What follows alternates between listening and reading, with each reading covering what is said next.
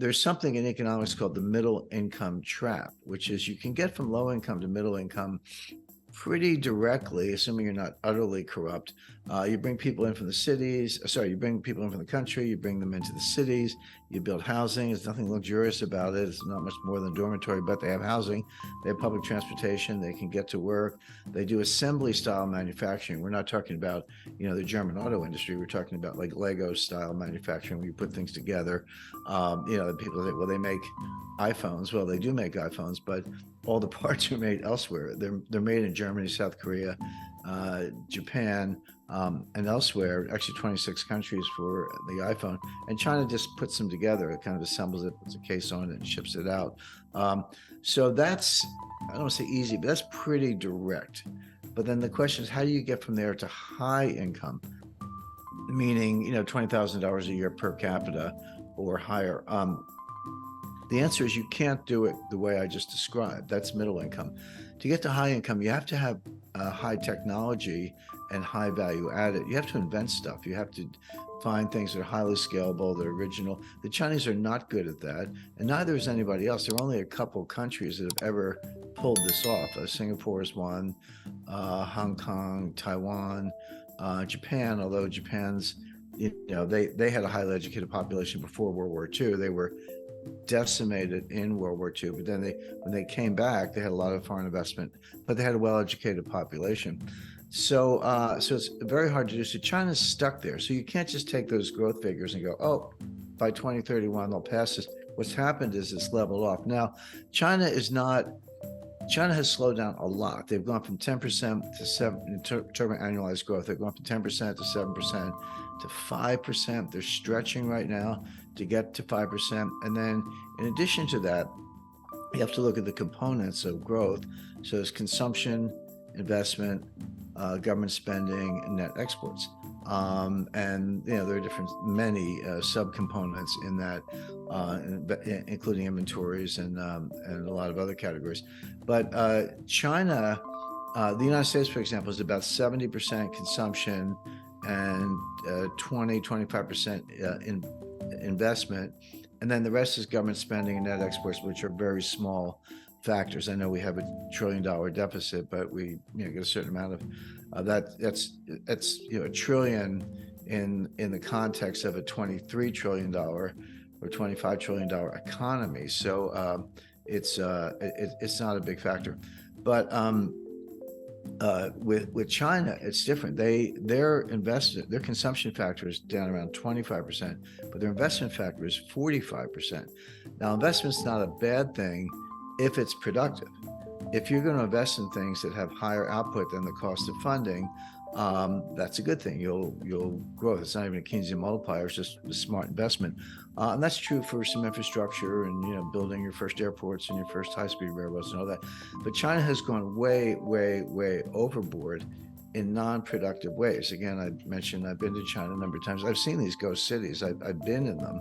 I've walked through empty buildings, and the Chinese, the communist people with me, they tell me, well, we're going to fill this up. This is the future Los Alamos of China, whatever. I'm like, guys, there's nobody here. Yeah. And they're like, well, they're coming, they're coming.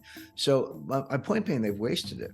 So if you take the 45% of GDP that's investment and you assume half of it's wasted, and I think that's a good estimate, and you use generally accepted accounting principles, you would write that off.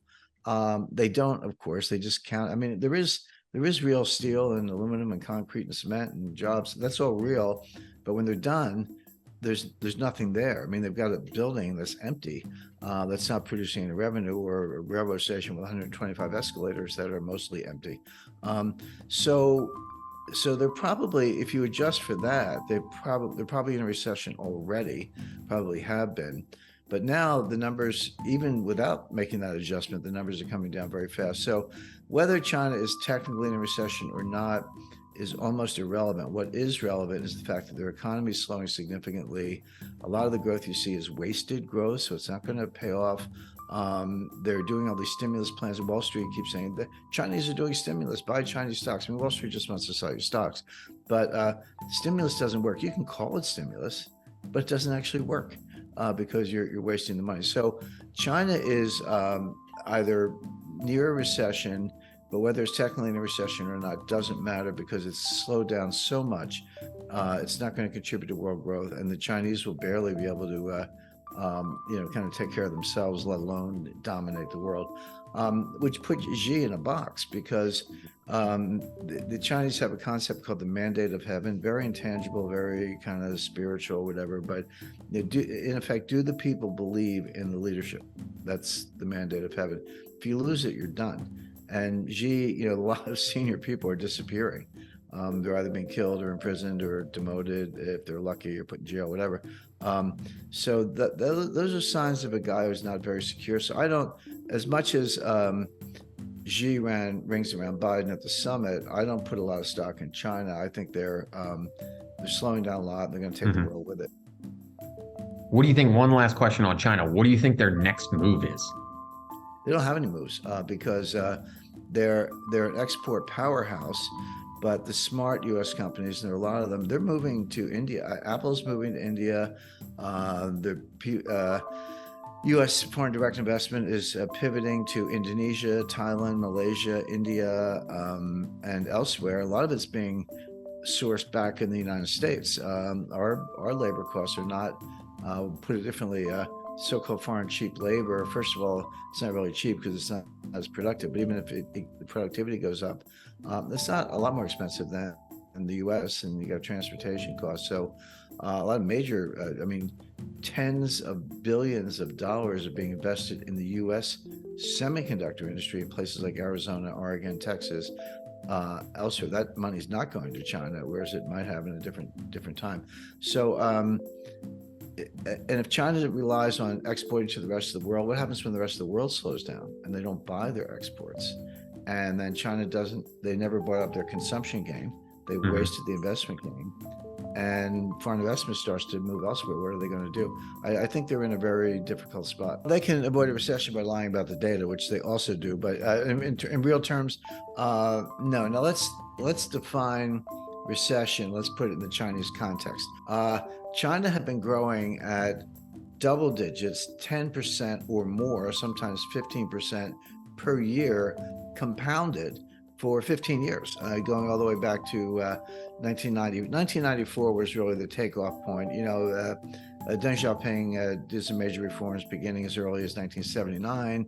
There was good growth in the 80s. My first visits to China were in the early 90s. I was there, not counting Taiwan, because I've been there a number of times, but mainland China, Shanghai. And I actually get out in the country and, south of Nanjing, and been to Xi'an, Wuhan. I've been to Wuhan. I was kind of ground zero for the pandemic, up and down the Yangtze River. So I've been around China, but I started in 1991.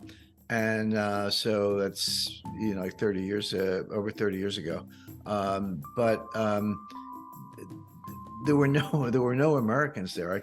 I ran into Brits, Australians. You run into Australians everywhere you go. Some Germans, but no Americans, because it was not long after Tiananmen Square. Tiananmen Square was 1989. The U.S.-China relations went into a deep freeze. Again, I didn't meet an American while I was there. They just weren't around. But it was really 1994 when things took off.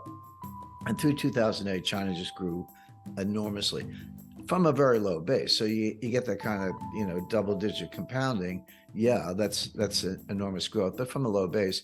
But if you go back to 2007, kind of before the global financial crisis, if you picked up the Economist or the Financial Times or the New York Times, whatever, they would say, well, China's going to surpass the United States in terms of economic output.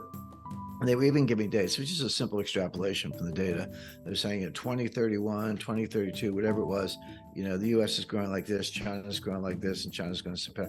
And I said at the time that was nonsense. And the reason is that, yeah, that was the growth track record, but you can't just extrapolate from that.